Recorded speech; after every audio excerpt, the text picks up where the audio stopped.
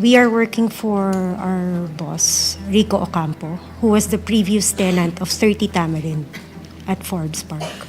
January 29, we were CC'd sa email sa boss namin that we are being evicted. January 31 at 3 p.m. Dapat nakalabas na kami ng place. We both asked, baka pwede po namin pakiusapan yung may-ari, yung bagong nakabili ng bahay. And then he also mentioned that si Romualdez ang nakabili.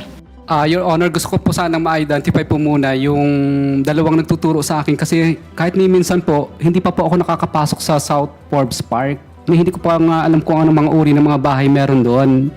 So, malabong-malabo po talaga at wala po akong inuutusan na kahit sinong broker. That's your option to deny.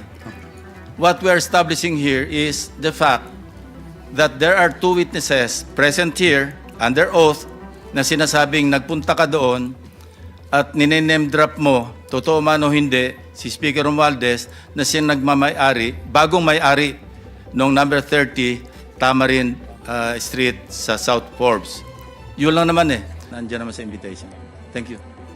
Okay, so we are working for our boss, Rico Ocampo, who was the previous tenant of 30 Tamarind at Forbes Park. 30 Tamarind South Forbes. South Forbes, Yeah. sir.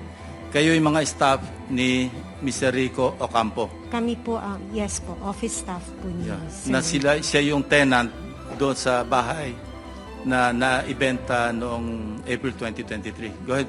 That is Continue. correct, Your Honor. And then, during that time, January 29, we were CC'd sa email sa boss namin that we are being evicted. January 31 at 3 p.m. Dapat nakalabas na kami ng place. Unfortunately, sa sobrang dami po ng gamit, we weren't able to comply with our deadline. So, we have asked TJ Conti, who is the broker from Turnkey Properties. Nakipag-coordinate po kami to have an extension. And we were given until February 3, I think, to that was already 2024 po. And eventually you were evicted. And who informed you that you were being evicted? We were informed by our boss po. It was parang email po ng law firm. And then sinisi po kami ng boss namin for us to be aware that we have to leave the place by January 31, 2024 at 3 p.m. Yeah, I was able to talk to your boss, si Mr. Rico Ocampo. And he made mention na meron kayong nakaharap nung you were forcibly being pushed out of the residence. Nabanggit niya si Carla Discaya. Would you confirm that? That was February 1 po. Yeah. TJ Conti, he introduced us to the contractor, but he didn't mention the name. Yeah. But how did you know that that contractor being referred to by TJ Conti is actually Mr. Discaya? Well, actually, sir, we already mentioned to our boss nung lumabas yung mukha po ni Mr. Discaya. Nasabi ko, kamukha Saan lumabas ang sa mukha? TV po, when the flood control project is being brought up. During the hearings. Yes, during the hearings. Okay, so sabi so- ko sa boss ko, sorry about that. Sabi ko po sa boss ko, tsaka sa colleague ko, tingnan nyo nga, ma'am, tingnan mo pong maigi itong mukha na to. Hindi ba ito yung contractor na pinakilala sa atin ni TJ Conti? And then we both agreed na siya nga. And he was physically there. He was physically there. How long did you talk to Mr. Discaya? It's less than 5 minutes po, pero kasi natandaan namin siya because he was the one manning the people na sinabihan pa na tulungan kami para mapabilis yung pag-move out. Kindly narrate the conversation that took place between you and Mr. Discaya at that point in time. Okay. during February 1 po, it was just a short introduction by TJ Conti. He mentioned that he is the contractor.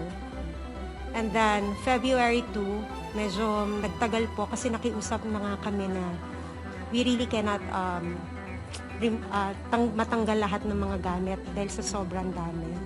And he also mentioned to us na contractor ako dito eh. Meron din kaming deadline. And then we both asked, baka pwede po namin pakiusapan yung may-ari, yung bagong nakabili ng bahay. And then he also mentioned that si Romualdez ang nakabili. And then after po nun, That's according to Mr. Diskaya. that is according Okay. to the contractors. Now, nandito tayo ngayon sa pagdinig, ano? Kung makikita niyo personal, si Carla Diskaya, makikilala niyo? Yes, Your Honor. Pakituro niyo nga kung naandito sa loob ng session hall.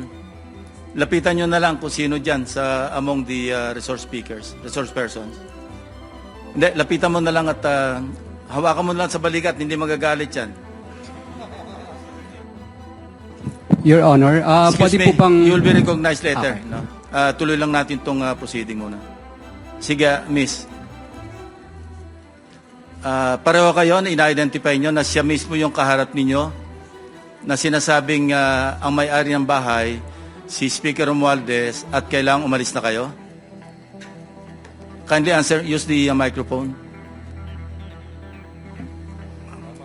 Tama po, Your Tama po, sir. So maski ngayon, sa susunod na panahon, sa ibang pagkakataon, ganyan pa rin ang inyong magiging statement. Correct, Your Honor. O ngayon, Curly, it's your turn. Your Honor, okay lang po ba tanggalin nila yung face mask nila? Kasi sa totoo lang po, talagang hindi ko sila naaalala kahit sa panaginip ko na naginip ako ng It's not for you to bangungot. identify them, it's for them to identify you.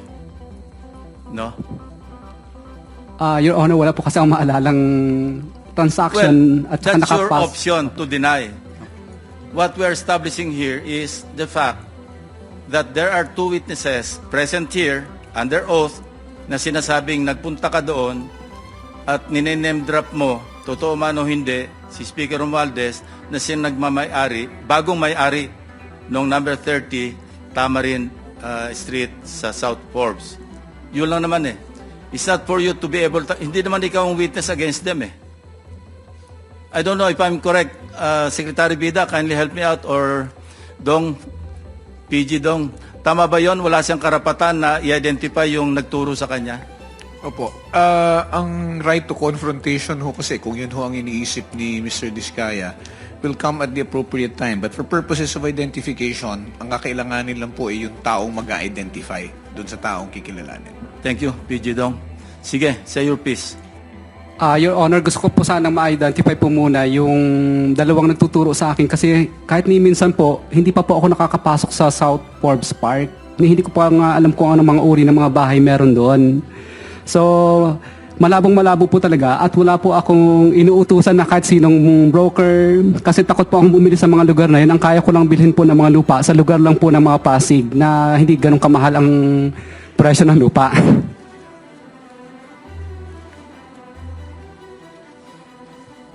Hindi ko naman sasabing bumili ka eh. Hindi naman yan sinasabi, ikaw ang bumili. Anyway, that's it, ano? Ang sabi, Mr. Chairman, contractor daw. Ikaw daw ang contractor. Yun ang sabi. Hindi sinabi ikaw ang bibili. Your Honor, hindi po talaga, hindi pa po kami nakakapasok sa South Forbes Park. Settled na yan. Isang beses. Opo. They pointed to you, they identified you, and you are denying. Period. Mr. Chair, follow-up question. Yes, Senator Risa. Salamat, Mr. Chair. Miss, yung mas malayo sa akin, may nabanggit kayong law firm na kasama nung pagpapaalis sa inyo at pagpasok ng bagong may-ari. Aling law firm po iyon, for the record? Let me just check po my email, Your Honor. Tapos pakisabi na lang sa aming committee through the chair para lang mabuo namin yung sinasabi For that niyong matter, kwento. kung Yes, alam Mr. nyo Chair. rin, ang sinasabing si Speaker, pero si Speaker ba ang nasa deed of absolute sale? Kung hindi, sino? Kung alam ninyo. It's Golden Peasant po. Golden Peasant Holding Corporation, di ba? Na ang major stockholder, isa nangangalang Paras. Hindi ko lang po sigurado. Yes. But for the law firm, it's Ocampo Manalo Valdez Lim. Salamat po, Mr. Chair. Una, a point of information lang. Nabanggit po kasi kanina na dapat sana fina-flag na ng COA yung mga iniimbestiga ng aming komite na flood control projects, either na ghost or substandard. No, yung sinabi kanina ni Senator Kiko. So, yung point of information dyan ay, in fact, ang COA ay nakapag-flag na ng 4 na proyekto sa Bulacan amounting to a total of 330 million pesos.